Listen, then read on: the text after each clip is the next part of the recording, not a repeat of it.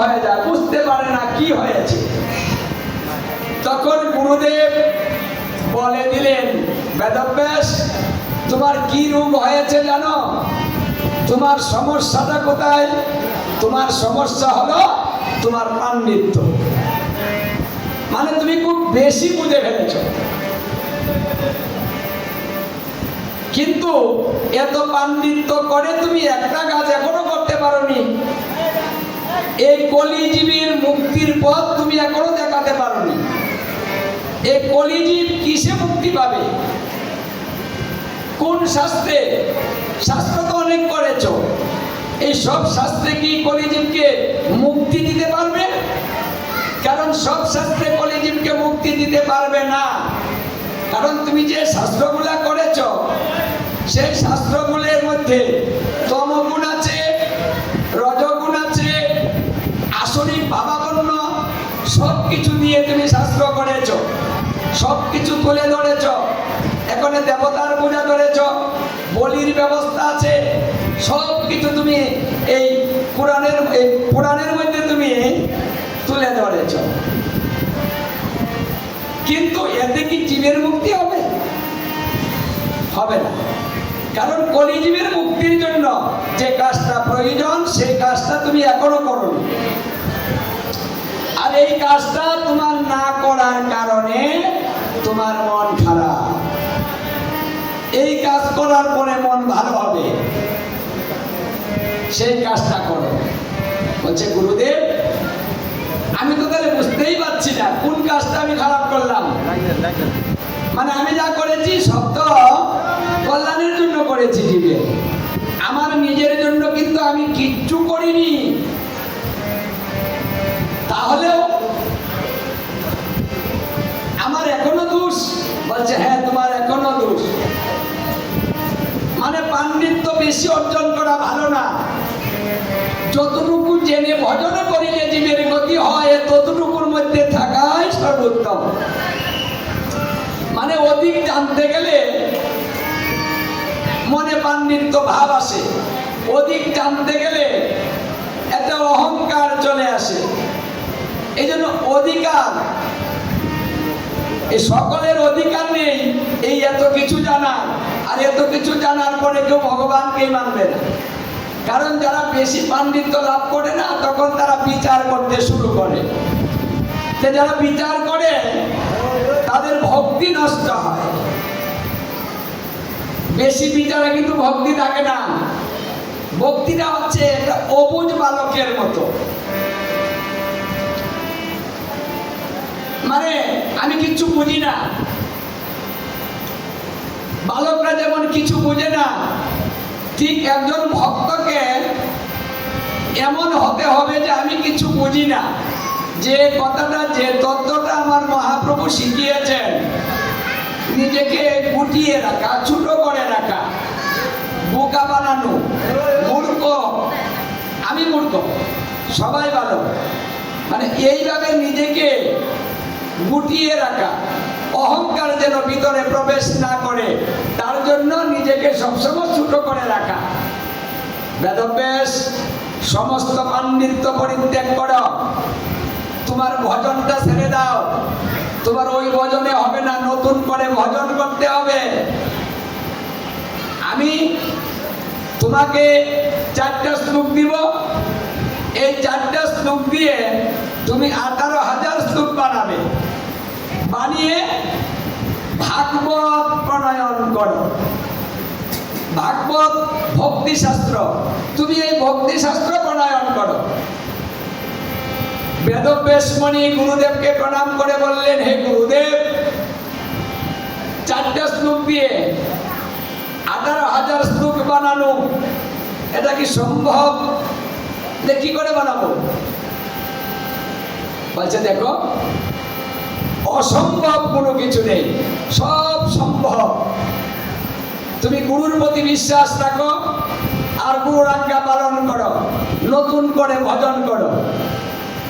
তাহলে দেখুন, গুরুদেবের বাক্য, গুরুদেবের আজ্ঞা,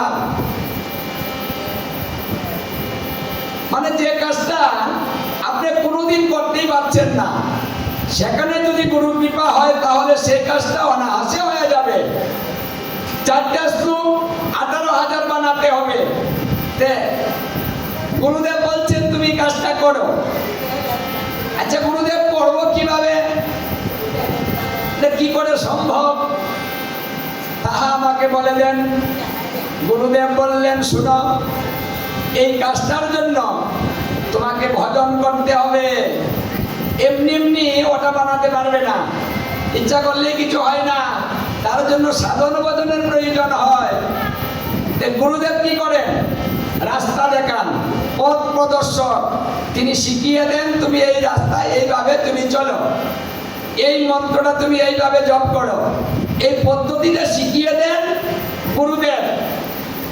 এখানেও কিন্তু গুরুদেব নিজে কাজটা করে দেন নাই, কাজটা পদ্ধতি শিখিয়ে দিয়েছেন। 4টা মন্ত্র দিয়েছেন আর বলেছেন তুমি বদ্রিক আশ্রমে বসে চক্ষু মুদ্রিতে করো, করে তুমি ধ্যান করতে থাকো, আমি তোমাকে যে মন্ত্র দিয়েছি সেই মন্ত্র তুমি জপ করতে থাকো। দেখুন গুরুদেবের ধন হচ্ছে কি, গুরুদেব যা দিয়েছেন সেটা হচ্ছে মূলধন। এই মূলধন দিয়েই কিন্তু আপনি সব করবেন। কি চান, এক জায়গা থেকেই সব পাবেন, এটা মূলধন। এই মূলধন যে চেনে না, এই মূলধনের যত্ন যে করে না, আর এই মূলধন সম্বন্ধে যার কোনো অভিজ্ঞতা নেই এবং এই সম্বন্ধে কোনো অর্থ জানা নেই, তারা এই মন্ত্র দিয়ে কোনো কাজ করতে পারে না। মন্ত্র শুধু নেওয়া দরকার, দেখা দেখি নিয়েছি, সবাই নেয় আমিও নিলাম, ওইটা আমাদের সমাজের প্রথা, ওটা না নিলে হয় না তাই নিলাম। কিন্তু মন্ত্র দিয়ে কাজটা কি হয়, কাজটা করা দরকার কিনা, কিছু জানার কিনা, অর্থ বুঝবো কিনা, মানে এই সম্বন্ধে কারো কোনো চিন্তার মধ্যেই নাই। যার জন্য সবাই মন্ত্র নিয়েছে কিন্তু মন্ত্র দিয়ে কোনো কাজ করা হচ্ছে না। মন্ত্রে কাজ করতেছে, এই যে বিপদে পড়েছেন, এই মন্ত্র জপ করলে কি বিপদ কাটে? দেখো কাটে না।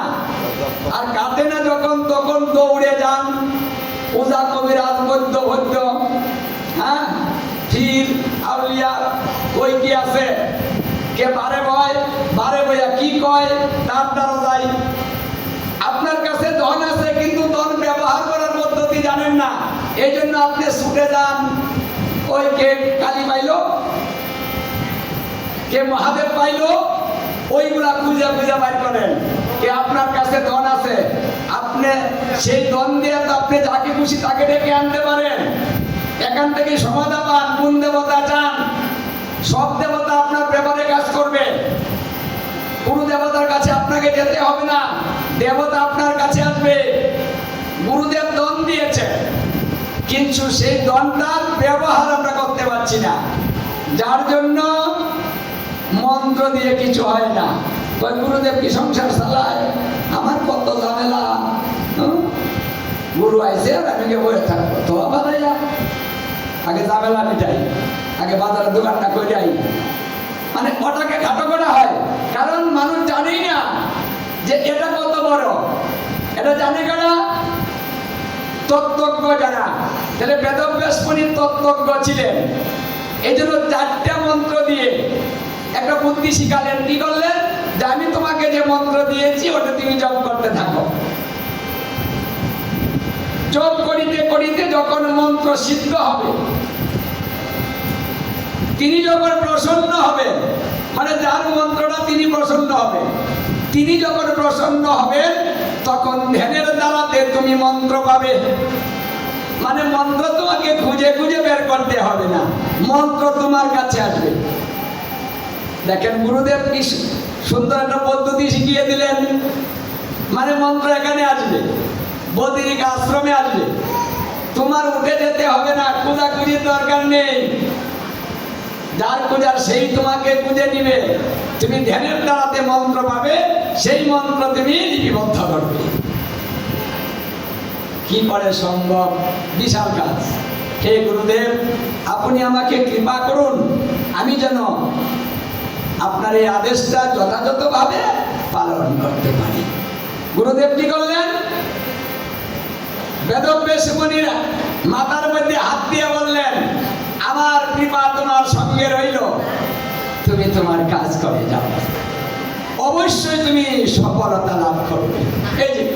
এই যে গুরুদেব বলেছেন যে অবশ্যই তুমি সফলতা লাভ করবে, তার মানে গুরু কৃপা হয়ে গেল, মানে গুরুদেব যা বলেন তাই হবে, যদি গুরু বাক্যটা বিশ্বাসের সাথে গ্রহণ করা যায়। আমাদের বিশ্বাসের ঘাটতি, এই জন্য গুরু কৃপা হয় না।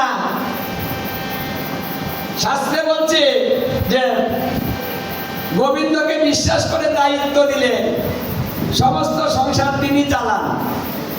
আমরা তো কর্তা সাজি, মানে গুরু বা গোবিন্দকে নিজের দায়িত্ব দিয়ে কিন্তু আমরা নিশ্চিন্তে বসে নেই। যার জন্য এই কৃপাটা সম্বন্ধে